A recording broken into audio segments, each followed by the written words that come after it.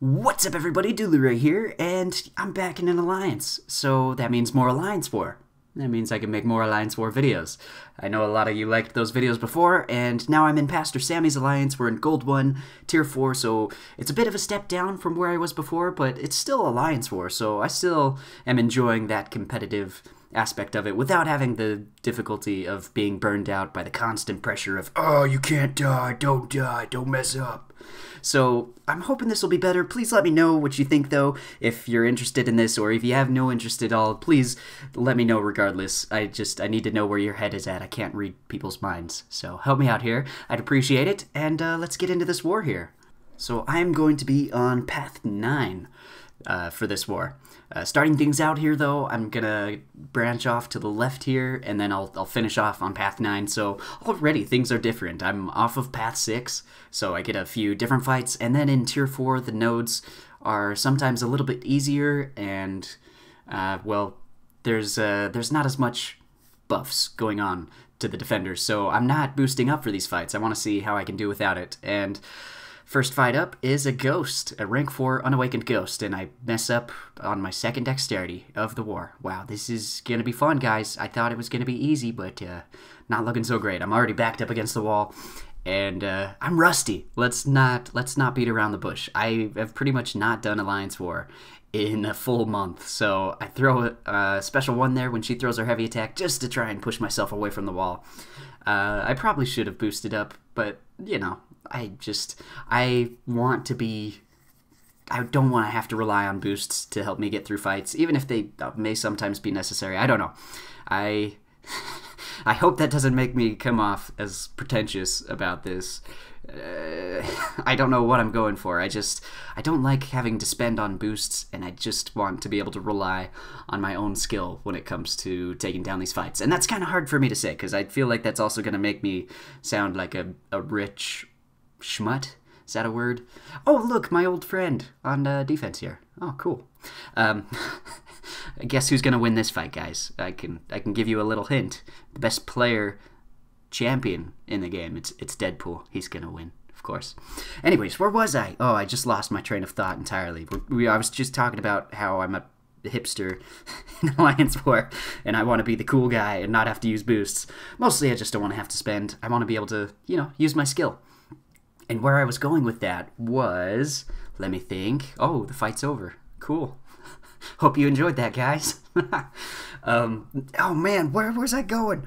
Well, let's hop into Path 9 here, and I'll try to gather my thoughts once again. I've got a awakened 6-star Mystic Champion here.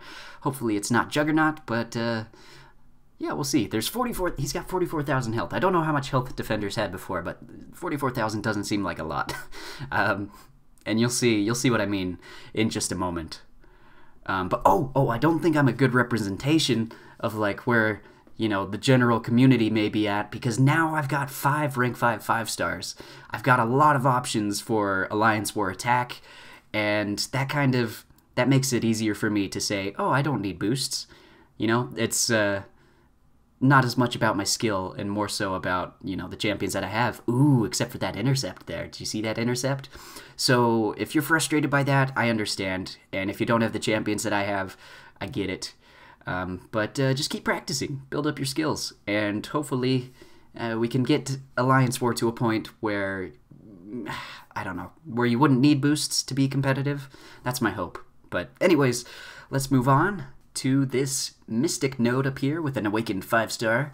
This is the villain power. Like, villains only gain power. You can't gain power if you're not a villain. So I was tempted to bring in Void for this fight specifically, and actually looking at it, it's a Mephisto, so it probably would have been a smart idea, but I kind of built out my roster to focus on what I was going to face on this path, and I'm not too worried about this fight, to be totally honest. I'm just going to use Stark's Body and build up poise charges and just, you know, wreck a fool.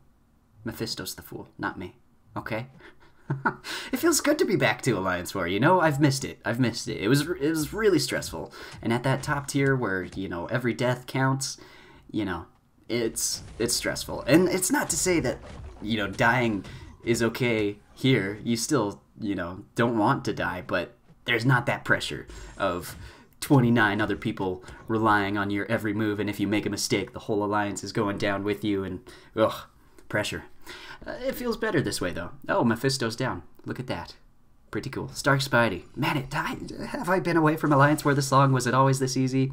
No, I was taking Path 6, and those notes were, like, all super difficult. Whereas these ones, there are a few, specifically this one, and the mini-boss after this, that are going to be quite difficult. So this is going to be an Infinity War Iron Man. I brought in Luke Cage for this fight for a couple of reasons. First things first, I needed a bleed immune champion for this node, and Luke Cage seems like my go-to guy. He hasn't been at rank 4 for long for me, so I'm excited to get a chance to test out Papa Luke on Alliance War offense here. But I brought him in for his bleed immunity. He's indestructible, so I could take a special 3, I suppose, because there is Spite on this node, so Iron Man is building up power. But the exhaustion debuffs that Luke Cage places, they actually reduce power gain. So I didn't realize that going into this fight, but as the fight went on and I got more exhaustion debuffs up and his power gain slowed down, I was like, oh my gosh, I'm a genius and I didn't even know it. So in that way, Luke Cage is really good for this node. But if you look at the timer here, things are running down, and I'm not doing enough damage. So, hopefully, I mean, I'm trying to beef myself up as best I can. I'm going to wait until his armor falls off, build up a couple exhaustion charges, and try and get a special out of him. And then I'll throw my special 3 so that I can get as many of the exhaustion debuffs up as I can, which the special 3 puts up 4 exhaustion debuffs, and the exhaustion debuffs help me hit harder, they reduce his power gain, and hopefully they kill him. Just murder him, please. Okay, so looking at the timer now, we're looking better. He's got 5 exhaustion debuffs. We're about halfway through the fight. He's not quite at 50%, but if I stay aggressive, this could go well, potentially. All right, we got a 7, 8, 9 exhaustion debuffs, so I throw my special 1 just to try and get as much damage out of this as possible, but he's got a lot of armor ups, and those are putting in some work for him. And not to mention, the whole entire time he has exhaustion debuffs up on him, he's regenning because of willpower, so that's just making the fight a little more drawn out, a little bit longer. It's kind of frustrating, but I've got a minute left in this fight, and I have a lot of work to do, and I get parried because I stopped paying attention to his armor ups, and when he gets 4 armor ups, he has a 100% chance to auto block. So really, I should be less aggressive when he has 3 armor ups, and just so I don't push him to 4, but that's not what I'm thinking about. I'm looking at that timer, I'm looking at how much damage I'm doing, and I'm like, oh crap, this is not gonna end well. Please, Papa, hit harder. That is not something that you want to hear on the regular, but in this scenario, I was saying it. Okay, so looking back on this, it possibly would have been a good idea to throw my special 2 just to get a concussion up, maybe stop him from auto-blocking in the future, but I wanted to get the damage from the special 3, and then I just held on to it because I was waiting for a good moment to throw it, and I just couldn't find a window where he didn't have lots of armor ups, I had debuffs, and his power wasn't too high. So we get to 5 seconds left. I throw my special 3. This is not going to kill him. I know it. I've timed out. And, you know, I'm not happy about that. But at the same time, I didn't die. I timed out, so I don't know how to feel about that entirely. But I'll just go back in, you know, take Luke Cage. He's got 19% health left. I've got 3 minutes to take him down. So I'll finish this without giving up, you know, any more attack bonuses, and I think I'm going to be bumped off of this path because Iron Man gets placed on this node a lot. If I had Corvus Glaive, this fight would be a piece of cake, but with Luke Cage, he just doesn't quite have enough damage to, or maybe I was just not playing him decently well enough, but I take him in with half health. I throw 1 potion on. I think I used 1 potion on Stark Spidey, a 3,000 health potion, so, I mean, so far, I've really not had too much of an issue with potions in this Alliance War. Anyways, he is in his below 15% range, so he's building up power. I'm just going to sit back, try and get heavy attacks. He's not throwing it because, you know, when you need it, he's not going to give it to you.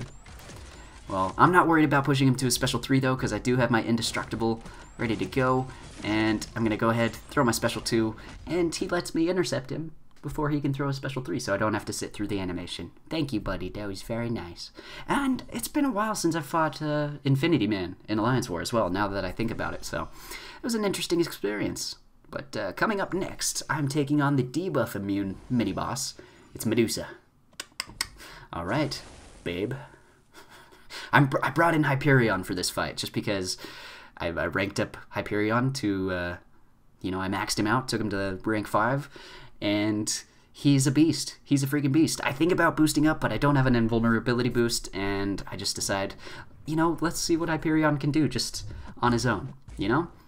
So my plan here is to just spam heavy attacks, but she's not throwing heavy attacks into my block, so screw her. She knows what I'm after. I'm just trying to push her back, just to build up space while she has those you know, Furies up. She can't auto-block me. I'm trying to be careful about how I approach this. Heavy attack there. Hyperion can get the heavy intercept, so that works quite well for me, although it is sometimes really, really sketchy. It gets pretty close.